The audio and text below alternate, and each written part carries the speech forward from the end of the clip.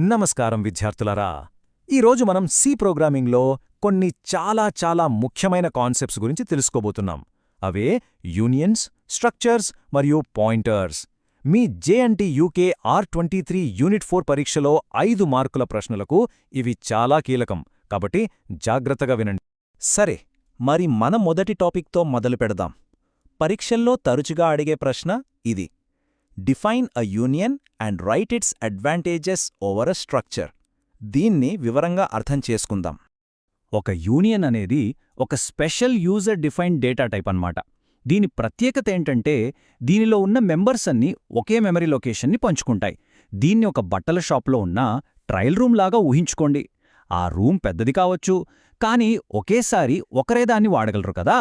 మన యూనియన్ కూడా అచ్చం అలాగే పనిచేస్తుంది. ఏ సమయంలోనైనా మనం ఒక్క మెంబర్ని మాత్రమే యాక్సెస్ చేయగలం. ఇప్పుడు దీన్ని ఒక స్ట్రక్చర్తో పోల్చి చూద్దాం. స్ట్రక్చర్ అనేది ఒక టూల్ బాక్స్ లాంటిది. ప్రతి టూల్కి దానికంటూ సొంతంగా ఒక అర, ఒక కంపార్ట్మెంట్ ఉంటుంది. దీనివల్ల ఏమవుతుంది? మెమరీ ఎక్కువ తీసుకుంటుంది. కానీ యూనియన్ అలా కాదు. ఒకే స్పేస్ను అందరూ పంచుకుంటారు కాబట్టి మెమరీని చాలా ఎఫిషియెంట్గా వాడుకుంటుంది. ఇదే యూనియన్ యొక్క అతి పెద్ద అడ్వాంటేజ్. సరే, ఈ థియరీ అంతా బానే ఉంది. మరి ప్రాక్టికల్గా ఈ one member at a time concept ఎలా వర్క్ అవుతుందో చూద్దామా? ఒక యూనియన్లో మెంబర్స్ని ఎలా డిక్లేర్ చేయాలి, ఎలా యాక్సెస్ చేయాలో ఇప్పుడు చూద్దాం. ఇక్కడ ఈ ఉదాహరణ చూడండి.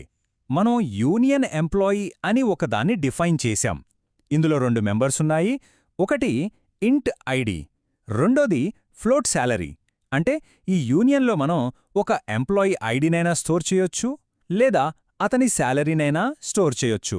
అంతేగాని రెండింటినీ ఒకేసారి మాత్రం స్టోర్ చేయలేం. ఇక్కడే అసలైన పాయింట్ ఉంది. జాగ్రత్తగా గమనించండి. మనం మొదట e.id = 101 అనిచ్చాం. అంటే మన ట్రయల్ రూంలోకి ఐడి వెళ్ళి కూర్చుంది. కానీ ఆ తర్వాతి లైన్లోనే మనం e.salary = 25,000.50 అనిచ్చాం. ఏమైందిప్పుడు? శాలరీ అనే కొత్త వాల్యూ ఆ రూంలోకి వెళ్ళగానే పాత ఐడిని బయటకు నెట్టేసింది. అంటే దాని ఓవర్ రైట్ చేసేసింది. అందుకే మన పాత ఐడి వాల్యూ పోయింది. అది మనకు మళ్లీ దొరకదు. ఈ కస్టమర్ ఉదాహరణలో ఒక ముఖ్యమైన విషయం గమనించండి. ఈ యూనియన్ యొక్క మొత్తం సైజ్ 50 బైట్స్. ఇదెలా వచ్చింది? అన్ని మెంబర్స్ సైజులను కలిపితే రాలేదు.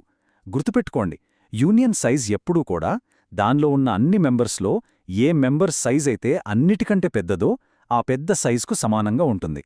ఇక్కడ చార్ అడ్రస్ 50 అనేది లార్జెస్ట్ మెంబర్ కాబట్టి యూనియన్ సైజ్ కూడా 50 బైట్స్ అయింది. ఇది మెమోరీని సేవ్ చేయడానికి యూనియన్ వాడే ఒక తెలివైన టెక్నిక్ అన్నమాట. ఈ స్లైడ్లో మనం ఇంప్లిమెంటేషన్ కోడ్ చూస్తున్నాం. చూడండి, ఇక్కడ యూనియన్ కస్టమర్ సి అని ఒక వేరియబుల్ క్రియేట్ చేశాం. ఆ తర్వాత స్కాన్ఎఫ్ ఫంక్షన్ వాడి యూజర్ నుండి కస్టమర్ ఐడిని తీసుకుని c.cust ఐడిలో స్టోర్ చేస్తున్నాం. నెక్స్ట్ ప్రింటే ఫంక్షన్తో అదే షేడ్ మెమరీ స్పేస్ నుండి ఆ వాల్యూను తీసి స్క్రీన్ మీద ప్రింట్ చేస్తున్నాం. చాలా సింపుల్ ఫ్లో కదా. సరే, ఇప్పటిదాకా మనం ఒకేసారి ఒక వాల్యూనే స్టోర్ చేసే యూనియన్ గురించి చూశాం.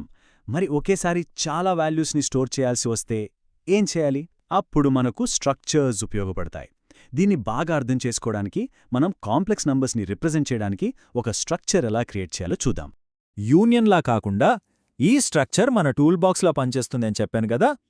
చూడండి, ఇది రియల్ పార్ట్ని, ఇమాజినరీ పార్ట్ని రెండింటినీ ఒకేసారి వాటికి కేటాయించిన సొంత మెమరీ స్లాట్స్లో దాచుకుంటుంది. అంటే మనం రెండింటినీ ఎప్పుడు కావాలంటే అప్పుడు యాక్సెస్ చేసుకోవచ్చనమాట. ఇక్కడ అరిథ్మెటిక్ లాజిక్ చూడండి ఎంత సింపుల్గా ఉందో. ఎందుకంటే స్ట్రక్చర్లో మనకు రియల్ మరియు ఇమాజినరీ పార్ట్స్ రెండూ ఎప్పుడూ అందుబాటులో ఉంటాయి. అందువల్లే sum.real = c1real + c2real అని మనం డైరెక్ట్గా యాక్సెస్ చేసి క్యాలిక్యులేషన్స్ చేయగలుగుతున్నాం. యూనియన్తో ఇది అస్సలు సాధ్యం కాదు. ఓకే, ఇప్పుడు మనం మరో చాలా కీలకమైన ఎగ్జామ్ టాపిక్ గురించి మాట్లాడుకుందాం. అదేంటంటే, మనం ప్రోగ్రాం రాసేటప్పుడు మనకు ముందుగానే ఎంత మెమరీ కావాలో ఖచ్చితంగా తెలీదనుకోండి. అటువంటి పరిస్థితుల్లో ప్రోగ్రాం రన్ అవుతున్నప్పుడు, అంటే రన్ టైంలో మెమరీని ఎలా కేటాయించాలి? దీన్నే డైనమిక్ మెమరీ అలొకేషన్ అంటారు. ఈ డైనమిక్ మెమరీ అలొకేషన్ అనేది మనకు హీప్ అనే ఒక కాన్సెప్ట్ని పరిచయం చేస్తుంది. హీప్ అంటే ఏంటో తెలుసా? అది ఒక పెద్ద ఫ్లెక్సిబుల్ మెమరీ పూల్ లాంటిది. ప్రోగ్రాం రన్ అవుతున్నప్పుడు మనకవసరమైనప్పుడు మాలాక్, కాలాక్ లాంటి ఫంక్షన్స్ వాడి హీప్ నుండి మనకు కావలసినంత మెమరీని అడిగి తీసుకోవచ్చు. ఇది స్టాటిక్ మెమరీ అలొకేషన్కి పూర్తిగా భిన్నం. ఇది మీ పరీక్షకు చాలా చాలా ముఖ్యమైన తేడా. జాగ్రత్తగా వినండి.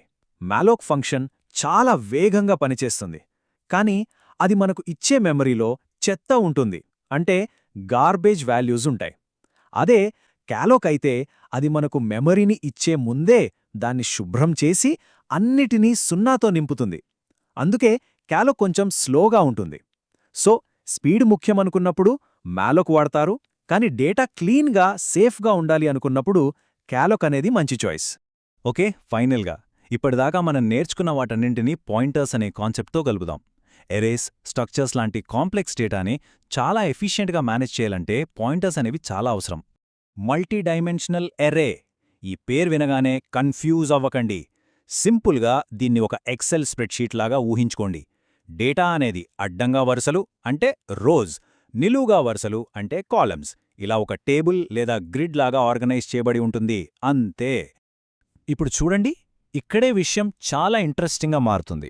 సాధారణంగా ఒక పాయింటర్ ఏం చేస్తుంది? ఒక సింగిల్ వాల్యూ యొక్క అడ్రస్ని పట్టుకుంటుంది. కానీ ఇక్కడ మనం ఒక పాయింటర్ని క్రియేట్ చేసి దాన్ని ఈ గ్రిడ్లోని మొత్తం ఒక రోకి, ఆ రోలో ఉన్న అన్ని ఇంటీజర్స్కి కలిపి పాయింట్ చేసేలా చేయవచ్చు. ఇది సి లాంగ్వేజ్లో ఉన్న ఒక చాలా పవర్ఫుల్ టెక్నిక్. ఒక స్ట్రక్చర్కి పాయింటర్ని ఒక ట్రెజర్ మ్యాప్ లాగా ఊహించుకోండి. పాయింటర్ దగ్గర ఆ నిధి ఎక్కడుందో చెప్పే అడ్రస్, అంటే మన స్ట్రక్చర్ యొక్క అడ్రస్ ఉంటుంది. మరి ఆ నిధిని, అంటే స్ట్రక్చర్ లోపలున్న మెంబర్స్ని మనం ఎలా సంపాదించాలి? అందుకోసమే మనం ఈ యారో ఆపరేటర్ -2ని వాడతాం. ఈ మ్యాప్ని ఫాలో అవ్వడానికి ఈ ఆపరేటర్ మనకు దారి చూపిస్తుంది అన్నమాట. సరే, ఇదంతా బాగానే ఉంది, కానీ ఇదంతా ఎందుకు ఇంత ముఖ్యం? ఎందుకంటే స్ట్రక్చర్లకి పాయింటర్లనేవి మనం ముందు ముందు నేర్చుకోబోయే లింక్డ్ లిస్ట్స్, ట్రీస్, గ్రాఫ్స్ లాంటి అడ్వాన్స్డ్ డేటా స్ట్రక్చర్లకు పునాదిరాళ్ల లాంటివి. ఒక స్ట్రక్చర్లోని పాయింటర్ తర్వాతి స్ట్రక్చర్ని పాయింట్ చేయడం ద్వారానే మనం ఈ పెద్ద పెద్ద కాంప్లెక్స్ స్ట్రక్చర్స్ని నిర్మించగలం. సాఫ్ట్వేర్ ఇంజనీరింగ్లో ఇవి చాలా చాలా కీలకం. ఈ వీడియోలో ఉన్న కంటెంట్ మీ ఎగ్జామ్ ప్రిపరేషన్కి యూజ్ అయినట్టయితే please like, share and subscribe for more exam preparation related videos. Thank you.